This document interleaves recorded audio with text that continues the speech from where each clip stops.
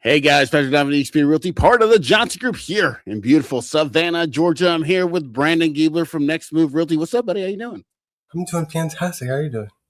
I'm recovering from a cold. It's been like a week. I've been just laying on the couch like I a hope you dead took bird. your zinc. I didn't. That's probably why it took so long.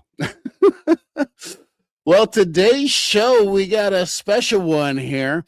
We got the newly inaugurated mayor of Port Wentworth, Tracy Saunders, on joining us today. I'm super excited. And then we're going to be talking about some events that are going on this weekend, which is pretty cool. So I'm super excited to have the first female mayor of Port Wentworth on.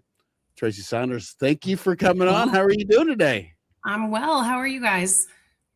Doing well. Happy to have you on here. I really appreciate it. Thank you so much for the invitation. I really appreciate it. How was the inauguration? How did it go? It went really well. I didn't trip and I didn't cuss and I only cried a little bit. So my part of it, I thought it went off swimmingly. You look stunning too, by the way. Well, thank you. Right. I appreciate Yeah, that. That was absolutely. beautiful. I had a lot of help. I am not known for my fashion sense, so I haven't Well, shot. it looked like it was effortless. So Well, thank you. I appreciate yeah, that. thank you for coming on. I appreciate Where's the applause thing? The applause. it. Oh, hold on. I got it. Let me Applause. you do it. Here we go. There we go. Curtsy. Yep. Love that. So how y'all doing? Doing the best. Good. You know? Thriving, living, working, sweating. Cow horns are killing me. I hate it so much. No, you don't. You're right. So we'll get into some of the questions that we have planned for you. Are you prepared for this? I'm as prepared as I'm ever going to be. Perfect. So let's get on with it then. All right, let's do it. So now that you've officially been sworn as mayor, what has surprised you most about stepping into the role compared to, serving before your inauguration? There have been lots of surprises. I think the one I should have expected but didn't really see coming is the fact that it's not nearly as part-time as the paperwork would lead you to believe. It's definitely an everyday something new all the time kind of a job. It's not a complaint. I'm loving it. It's a fantastic opportunity to learn and to get to know people and to do what I love to do, which is to help other people.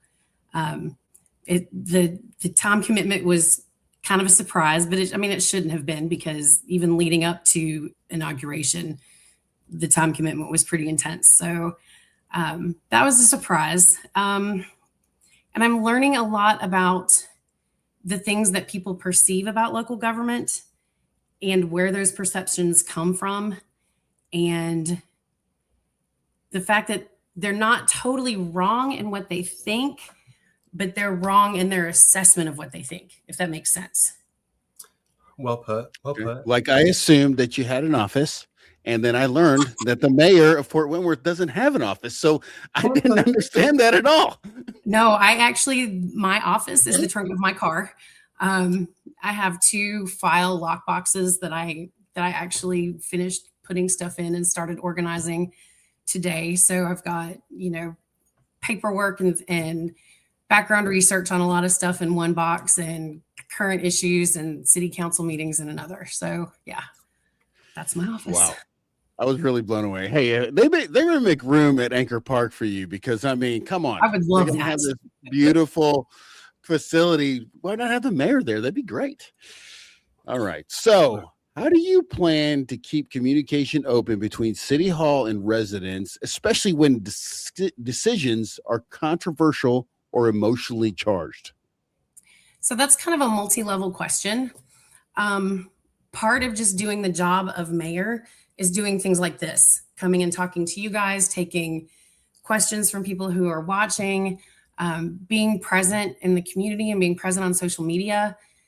Those are things that I promised to do when I was running for office. And what I would really like to do is be able to meet people where they are as far as their social media platforms, whether they're on, Facebook or Instagram or I used Nextdoor and Reddit a lot when I was running, and they were really great. So the idea that I'm going to be on social media a lot, for some of the older people who aren't on social media, that's not where I'm going to be able to meet them. So Right. I need to hear from people, where do you need me to be to communicate information to you? Do you use the website? Do you use the app? Do you check in with these guys once a week? Do you Which you the should. I mean, newsletter I'm just that saying. sometimes that comes out with your utility bill or with your water bill every month? What can I do to reach you? And I need people to reach out to me and tell me these things. As far as the emotionally charged conversations, the first thing that I will tell anybody is that we don't have to agree on everything to get along. We don't have to agree on everything to be kind to each other or to be polite and respectful. My biggest role in that situation, I think, will probably come in council meetings when people come to talk to city council members. I have very high expectations of people, and I expect them to respect themselves enough to follow the basic rules of order and to treat us with the respect that they want to be treated with. And I can I think, promise you, the last city council meeting, of course, it was charged that I was at with the data centers, but they were like yelling at, it was the same thing with planning and zoning. I'm sitting there and they're yelling at me like I did something. I'm like, yeah, I and didn't do anything. that's just it. It's like, why are you yelling at me? Like, I don't Yeah, understand. if you want me to pay attention to you, don't yell at me. Don't call me names. Don't accuse me of terrible things, unless you have proof. And, that's a whole other thing. But kindness goes a long way. Respect goes a long way. And honestly, making an effort goes a long way. And those are just things I sort of expect of people. It seems like we lost that a little bit within the years, sadly. Mm-hmm. I agree. I think that social media makes it really easy for people to sit behind their keyboard and say things that they would never say to another person to their face. Was it a keyboard warrior? Mm-hmm.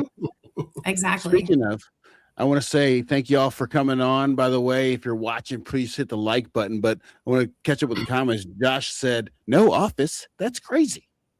Right? I know, dude. It's crazy. I don't understand I asked about it because my house is very crowded and I don't have an office space at home.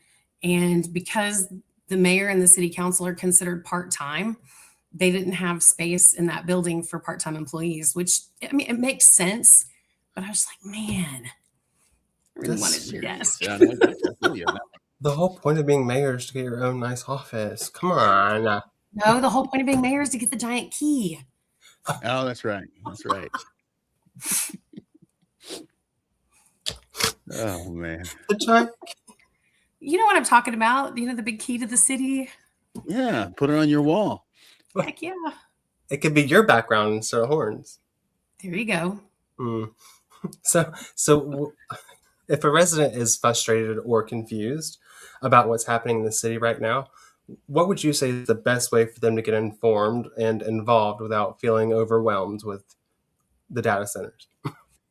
I think the first thing that they need to do is realize that they have 4 people on city council that are there to represent them. They have me as the mayor. They have their council representative based on where they live. And they have 2 at-large candidates. So there are 4 people right there that they can reach out to and say, hey, I don't know what to do about this. I don't know who to talk to. That would be my first suggestion. And honestly, if we're doing our jobs, the first thing that we're going to ask is, who have you contacted at City Hall? And a lot of times people don't know who to contact. So they just kind of stew in their frustration, and that kind of boils over into like a general attitude about the city, when simply calling or emailing or texting one of us and saying, hey, I'm having this problem. Who do I talk to? We can help them solve that. So, my email is not blowing up. I've gotten 2 emails about city issues, one came from a guy who doesn't even live in Port Wentworth.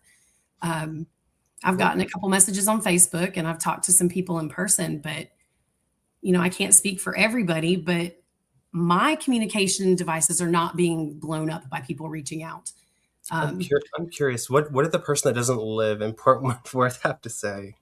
It was all about the data centers and the possibility of one coming here, and lots of background research. Honestly, it was a really well-written letter with a lot of links to resources, which I honestly found really helpful. So Well, that's awesome. And, you know, because I feel like a lot of people in Chatham County, including Effingham County, feel like it's all linked. You know what I'm saying? So I'm glad they're at least reaching out to you. And if you're looking to get a hold of Tracy, right here is her number and right here is her email.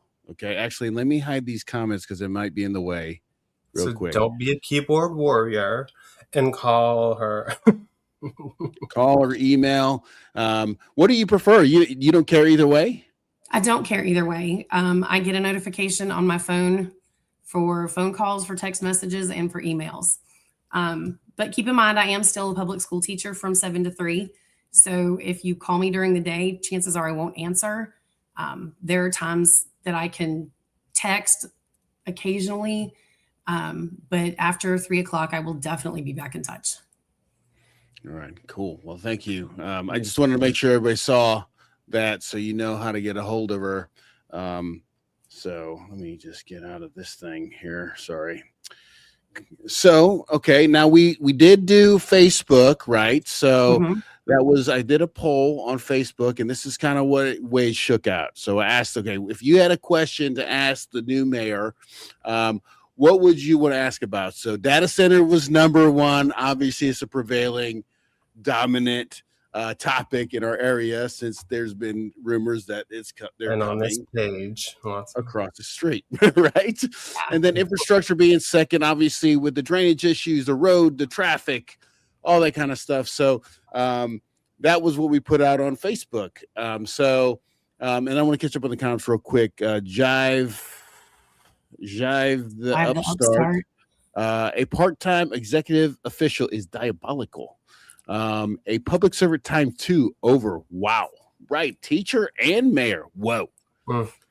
What's harder, being a teacher or the mayor? They are surprisingly similar jobs. You know, it's I don't know if that's good or bad. I mean, you teach what grade level? I teach middle school, alternative school. But I mean, the concept is the same. You know, as mayor, my job is to help educate people and keep them informed and keep them connected to what's going on. My job as a middle school English teacher is to keep them informed and help keep them connected and help put them on the right path. So, And you stay know, in school. You're built for this job. A transferable skill set. I will say that. All right. So we're going to go take our first question from Facebook. Okay. This is from Kathy. Kathy asks, where is this proposed data center going to be? Okay. So there's one misconception that is built into that question that I'd like to correct.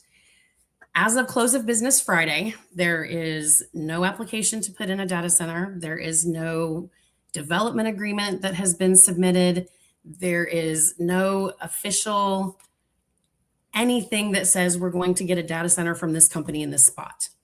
Now, what I can tell you is what most people are already aware of is that our area is being heavily recruited to put data centers in. It's not just. I'm just joking. You know, it's not just Port Wentworth. It's Rincon and it's Hinesville and it's Brunswick. Basically, anywhere with a couple of connected acres that they can build on is being recruited. Because let's be honest, we're on our phones all the time. And whether people realize it or not, a lot of the things that we do on our phones are programmed by AI and they're run by AI, whether we're aware of it or not. So even if you're not like an active AI user intentionally, if you're using anything on the internet right now, you're using AI. So these have to go somewhere, and these companies are actively looking for places to put them. Maybe the data center will be good because then they'll hear instead of just looking at their phones, and maybe it'll be like, oh, if I stop looking at my phone and interact with people, I don't need that sound constantly. Well, like I said, as of close of business Friday, there's nothing has been officially proposed. but we're being scouted just like everybody else is at this point. It's not a bad Did thing that to be answer the scouted. It means you question? have something to offer. Did that answer the question? Yeah, girl. Yeah, I think so. You did great. I mean, if that is not one being proposed and all that stuff, if there was one to come, where would it go? I mean, process of elimination, we have this fantastic industrial park that has been put together across from Rice Hope. And I think that we would be naive to think that that's not where they're looking if we're being scouted. So I think, I mean, it makes sense to assume that that's where one would go because that was, the purpose of an industrial park is to put industry there. And even though AI doesn't make something specific like most industrial classifications do, it is considered a type of industry. Now, before any other questions, please understand, I live in this community too. I have children that go to school in this community. I understand your frustrations because I share them. Anything that happens to you in this community is also going to happen to me. And probably a little worse because I'm the person who has to come out and talk about it. So what I'm trying to do as your new mayor is to be as honest as I can with the information that I have and to reach as many of you as possible so that you guys have correct information. Because the rumors that are flying around, it only makes things more complicated, gets people wound up. And as of right now, there's not a huge reason to be wound up. I think that huge reason might happen if paperwork starts rolling in for something.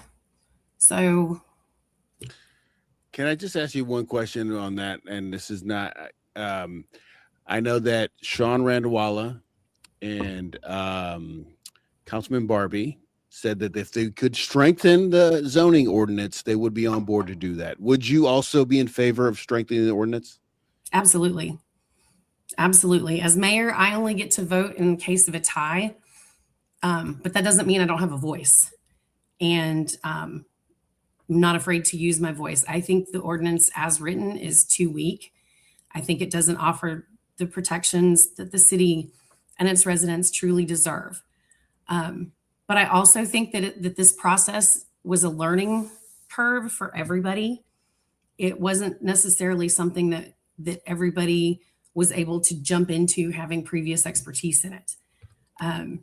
When word got out that there were people who were scouting the region for data centers, and we realized that there was nothing to protect the city at all in our ordinances, they had to move fast, which is something I didn't understand at the beginning of this process. Now, we could have done a moratorium. So, I mean, we could have slowed the process down. Right? Yes, yeah. So, yes, they could have. And I know you weren't involved in that part. So, I mean, I'm just trying to say, like, we moved fast, but we could have put a moratorium on it. Now, that had nothing to do with you. I'm just trying to say, like, we could have done that. Okay, yes. So yes. that's all I wanted to say about it. Yeah, the council at the time could have. But again, I think what people don't realize is that the council members are people just like y'all. And we are given information. And because of our positions in the community, we are expected to learn it and process it and be able to use it faster than everybody else, which is it's a fair expectation. But at the same time, there's no mercy given to any of them for that learning process. And, as a teacher, I sympathize because I know how hard it is to learn some of this stuff. I'm an English teacher. I don't math if I don't have to. And I have been getting a crash course in some seriously advanced level finance stuff lately. So, I think people need to understand that we're learning along with them, and we are also on that same learning curve. But I'm happy to hear that you guys are willing to go stronger on the ordinance. So I'm happy to hear that. It seems like everybody's in unison on that. So that makes me feel good. And I hope that everybody listening feels good about that too, because this is the third public servant that we've had come on that said if they could make it stronger, they would. So I'm happy to hear that. So thank you very much for that. I think it just makes sense. The next Facebook question comes from Jody. Okay. He wants to know if you can tell us about the tax anticipation note that just took place. Yes. A few seconds ago when I mentioned that crash course in advanced finance, It was this. it was this. It was So essentially, a tax anticipation note is a loan that's taken out so that you can access the money that you were contractually obligated to get further down the road. The way that I sort of understand it is, as a teacher, I work 12 months out of the year, or I work 10 months out of the year, but my paycheck is spread out over 12 months of the year, even though for 2 of those months I'm not working as a teacher. Okay. They hold that money so that my financial situation is a lot smoother through the course of the year. And that's sort of how a tax anticipation note works. It's a low interest, short-term loan that helps smooth out those hills and valleys in regular finance. Now, some things to keep in mind. People are saying that the city's broke, that they can't make payroll. Well, the reality is there's about $19 million in the city's reserve funds right now. Can I have it? That's a lot of money. So the city is far from broke, regardless of what you might read on social media. The other thing to keep in mind is that the bank that is doing this loan for us is the bank that we do business with. Now, they would be the perfect people to evaluate how well our city is managing money and to decide not to loan the city money if we were doing a poor job of managing that money. They didn't say no. So to me, what that says is that they see the city making smart financial decisions, making financial decisions for the long term, and understanding that the city is actually doing what it's supposed to do. Now, I had never heard of a tax anticipation note until this subject came up, and I did a little research. And over the past 12 to 18 months, there have been at least 6 counties and municipalities who have used a tax anticipation note in order to help make their budgets smooth out over the course of a year. And from what I've been able to find, everything turned out the way that it should have for each of those places. And that information is readily available online if you feel like doing some rabbit hole digging. I love a good rabbit hole digging. Oh yeah, that was a big rabbit hole. I mean, it's crazy that you have to learn all this stuff quickly. Is there a course for you guys to learn this? Like mayors, there's a course for you guys, right? That you guys get to go to learn? There's a ton of classes that we get to go to. I actually leave for Atlanta right after work on Thursday, and I'll be in classes Friday and Saturday, and I think part of Sunday. And it's everything from municipal finance to planning and zoning, legal issues. There's an ethics certification program, and you earn certificates in each of these areas to demonstrate that you're committed to actually learning the information that you need to do your job. And I get started on Friday, so I'm excited. I hope you got a big notebook. I do. Listen, I'm an English teacher. There's not much more I love than a brand new notebook. So it just smells so good. It just smells so good. Yep. Fresh, clean paper, nice pen. So another Facebook question. Okay. Tissa asked, is there an update on the traffic light by Rice Hope? You know, the murder intersection? Oh my God, please don't call it that. That's the last thing that we need to have hashtags. It's like a wild west up in there. You just gotta know how to drive, okay? I go out by the Publix lights, so I mean, I've just succumbed to it. I don't blame you. I don't pull out there unless it's just me in the car and it's late at night. Like that's the only time I will drive that section. Brandon's like, I don't care. Brandon's like, I'm just gonna go. Initially, that traffic light should have been slated to be done by March. However, with the widening of 21 and I don't want to say realization, but the widening of 21 has necessitated a move of the Georgia power lines further back from the road. And that has complicated putting the stoplight in, and they can't put the stoplight in until the Georgia power lines are moved. For the widening. Oh, Where are they wow. widening it? On 21, Yeah. all the way through the city. When? They have been doing the surveying process over the last 6, 8 months, I think. I've seen surveyors out there every so often doing that. But again, it works at the speed of state government, which isn't always fast. I'm giving the benefit of the doubt.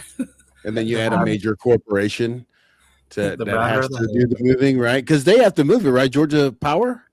Yes, Georgia Power has to move their power lines. Okay, so it could be a while. Is that what you're saying? I hope not, but I don't have a new timeline for that. But as soon as I have one, I will absolutely share it. I don't know if they want to help you guys really quickly from the article I read earlier today Which article was that? about the transformer thing blowing up and frying all the appliances. Oh What? yeah. Yeah, there's been a lot of posts about their grounding thing in their box. It exploded like the day before Christmas, and it fried all of their like major appliances. Yeah, this one family, and they applied to have Georgia Power replace their appliances, and Georgia Power said, no, it's not our fault. And there's multiple. Even though it was their equipment that did it. It wasn't their faulty equipment. Yeah. Whoa.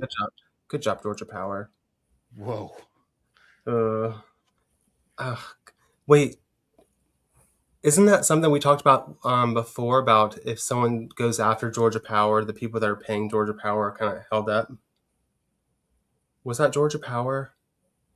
I don't remember us talking about that. I don't either. The lady that lives off the road that's trying to sue a big company. I don't know. Oh, Okay. well, we'll talk about it later. Okay. So Okay. we'll get on to Melissa. So Melissa said, I think for me, the biggest thing is growth of Port Wentworth as a whole, though, through economics developments that is right for taxpayers / residents. I don't mind more businesses as long as it is reflective of what our community wants and needs and is not driven by corporation greed and pocket lining. I love to hear what the plan is for improving roads, library considerations, and overall betterment of this town looks livable, not like a drive-through. That's another one of those questions that has a lot to unpack in it. There's a lot to read. Well, and they're good issues. They're things that people care about. You know, y'all asked me at the beginning of this what some of my biggest surprises were in becoming mayor. One of them is all of the things that I can't talk about because it could ruin a deal that somebody is working on bringing somebody into the city. If you have a big business or a chain restaurant or a chain store that is working a development deal with the city, they want that to stay absolutely secret until everything is signed, because competition in that business community is ferocious. So, you know, we all have those friends that we can trust with our secrets and those friends that we really can't trust with our secrets. The city has to be that friend that you can absolutely trust with your secrets, because one slip of the tongue can absolutely tank a development. It can tank a business relationship that had taken years to develop. There was a ad campaign back in World War II, loose lips sink ships.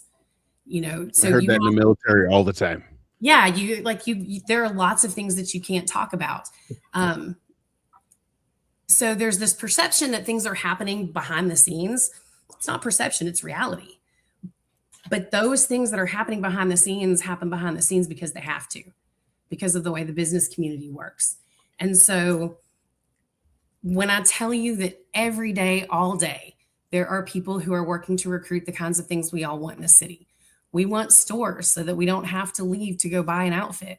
We want full service restaurants. We want those things in our city. But that recruitment process is hard. And getting from, the initial idea to a signed contract, to a location, to a building can take years. And in that process, one slip up can make it all go away.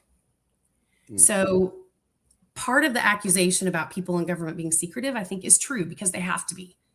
Because to do the things that the people want them to do, they can't talk about those things because it will scare away the businesses.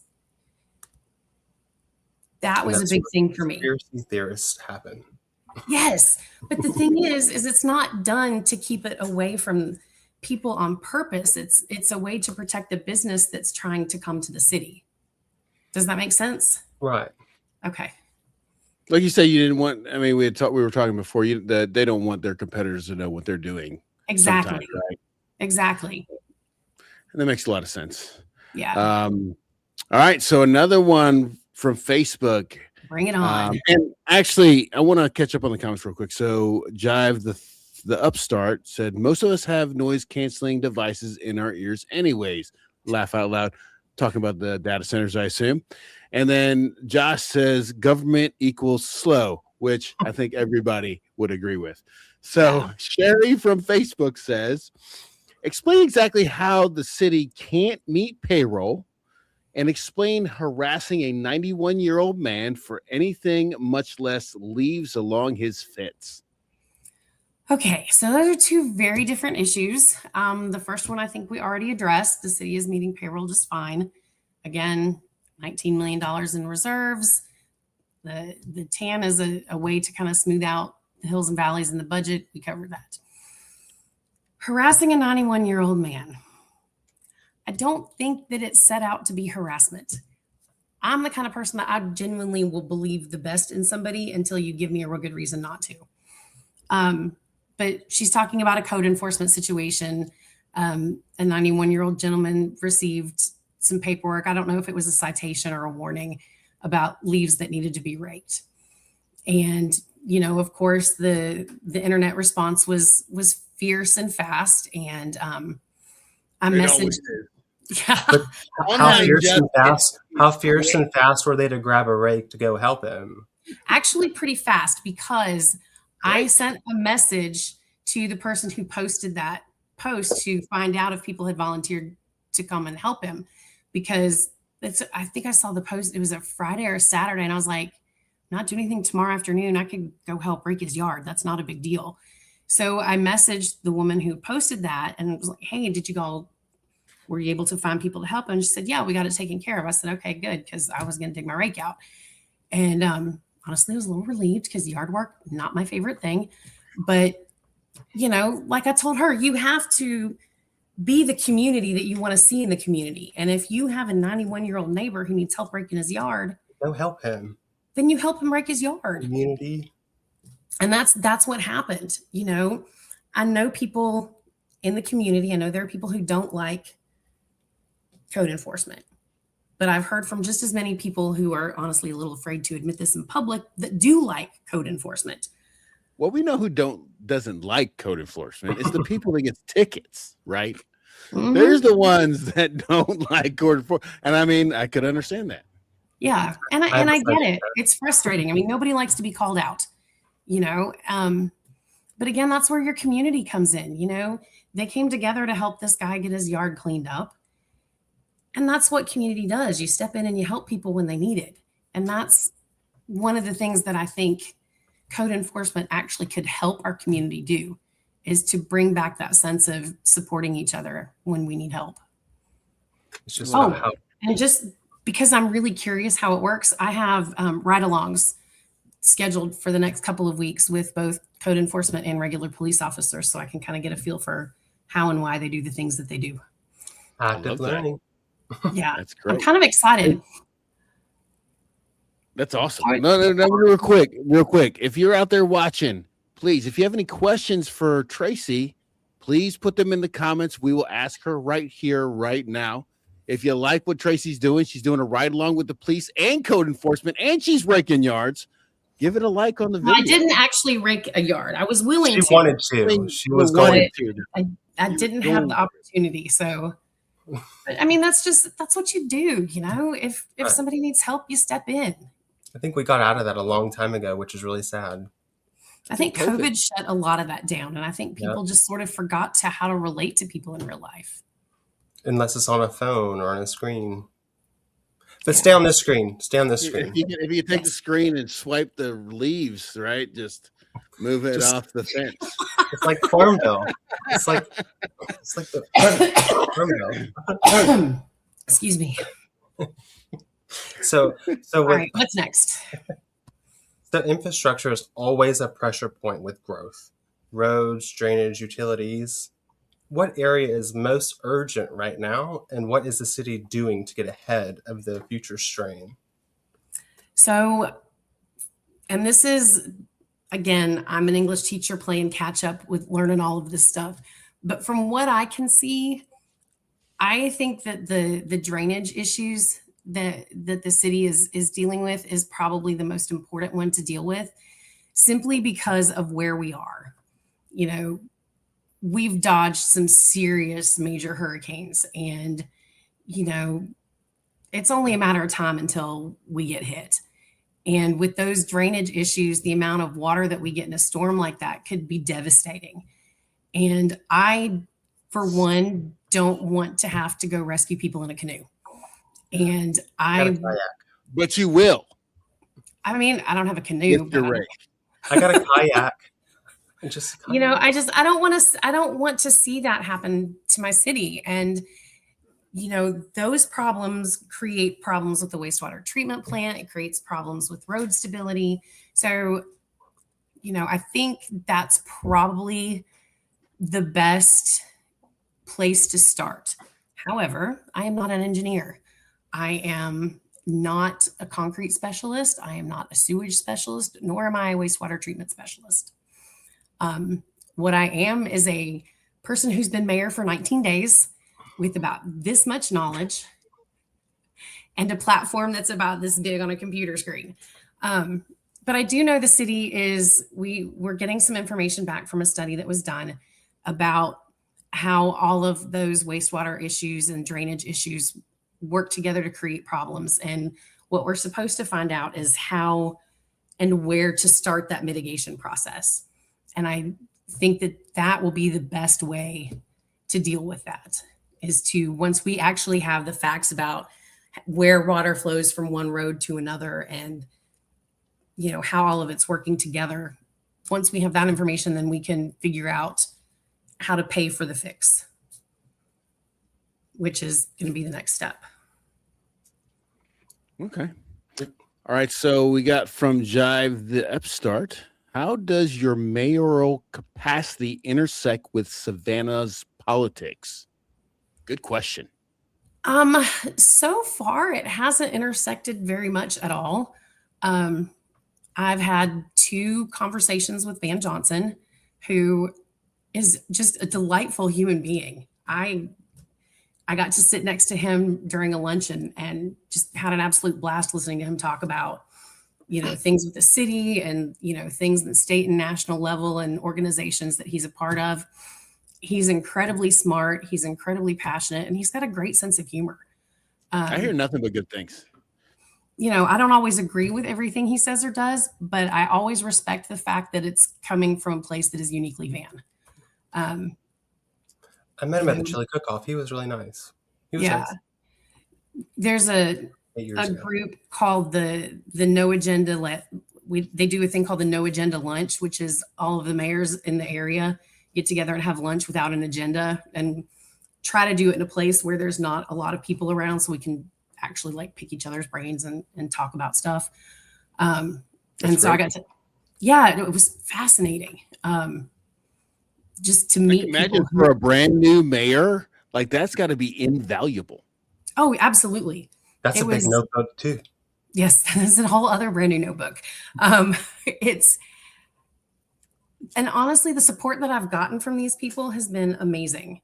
I text regularly with several mayors from other communities, and you know, we get information. We see how their cities are doing things compared to how we're doing things, and the support is great. It's been fantastic. I cannot say enough good things about especially Pooler's mayor, Karen Williams. She's been a phenomenal mentor for me. Always ready to answer questions. I've started to get to know Richmond Hill's new mayor, Christy Cox. She's great. It's a whole new circle of people that I never in a million years thought I would be a part of, that has just been invaluable in starting to learn how to navigate all of this. That's awesome. I love your eagerness to learn. I think that goes a long way. That's why I just feel like you're going to be a great mayor. Yeah. I mean, I feel like you're always willing to help. You're always willing to learn. You always listen, talk to people and listen. So I think you're going to be fantastic. Well, thank you. You stepped up on a platform in front of all the people and extra people too to speak, which is invaluable to a lot of people. Listen, I was so stressed out about that. I don't even remember giving that speech. I remember one part of it because I can't believe when I tell this story. So I was running late getting there. And as we were pulling into the parking lot, I accidentally deleted my speech. And my printer had run out of paper, so I didn't have a paper copy of it. So I'm scrolling through my phone madly looking for the most recent version of it. And I found what I thought it was. It was not. And so when I finished the thank you part of the speech and moved into the speech part of the speach, about 2 sentences in, I was like, wait a minute. This is not wasn't everything. But I couldn't exactly stop and go back. So I had to find somebody after the speech and apologize for the lack of inclusion and share what I was going to say. Luckily, sorry, Mom. Good sport. No, it was probably the second hardest thing I've ever done. The election part, the first. Giving that speech was the second. So yeah. But you're getting good at it now, though. Practice. Yes. All right. So finally, what gives you the most optimism about Port Wentworth's future? And what do you need from the community to help make that vision a reality? Okay, so my granddaughter is a Pee Wee cheerleader for Port Wentworth. And there's a little girl on her team. Every time this child sees me, she just goes, "It's the mayor!" And she runs up and gives me a great big hug. Her mom smiles and says hi, and we chit chat. And it is such a great thing to be a woman in leadership for that kid. She probably, she knows me as the mayor. I'm my granddaughter's grandmother, but she gets excited because I'm the mayor. And in her world, that is huge. And the fact that I'm a woman doing that job for little girls, that's important for them to see. So just from a representation standpoint, I love everything about that, because that's a little girl who's on fire for something that she might not have seen before. That just warms everything. And I love the fact that there are people in the community who are not afraid to stop and talk to me. I've been stopped at the grocery store. I've, had conversations in parking lots. I've had conversations where I've stopped at a stop sign and ended up talking to somebody that honestly, I never in a million years thought that I would have a good conversation with, because he was somebody who was very anti-Tracy during election season. But we talked for an hour. He know no better. He know no better. Well, but the thing, and that's just it. Until you talk to somebody, until you are face to face with them, you cannot get a read on who they are or what they truly stand for. And I spent an hour talking with this man, and we talked about the things that the downtown area needs and wants. We talked about, his history in the community. I got to see pictures from his childhood. I got to meet his dog. And we ended on a handshake and a half hug. And had you told me 4 months ago that that's how the next interaction I had with that man would be, I would, no, not in a million years. He hates me, wants nothing to do with me. But in talking to him, I feel like I'm making headway. I know not everybody's going to like me. I know not everybody's going to respect me. But I give people a chance, and I believe in second chances. And I want people to look at me as somebody that they can talk to and go to help navigate the city and to help make it a better place. That's what I'm here to do. And I've been finding little bits and pieces of that along the way. And it's really, really cool. I really think that's what sets you apart, though, honestly. The fact that you're willing to stop and have a conversation with the people. And I think that's what government is missing a lot, honestly. Right. I think sometimes, and I agree with Brandon, and I agree with you. Like, we are trying to do this so we can open up the door so people can see you, see the other council people. We're trying to. I'm reaching out to Pooler, reaching out to Richmond Hill, trying to set up this platform so that the people can actually connect with their representatives. Because oftentimes, without them being able to get to see you, Facebook just becomes easy, right? They just get to be on there and they just typing away and no thought in their mind and never a thought to change it. When these are the kind of things that if they get to know you and see these videos and they start to understand your point of view. They may not agree, but they know your point of view. Right. Jive the Upstart said first elected official I've ever heard that sounds like a real person. Refreshing.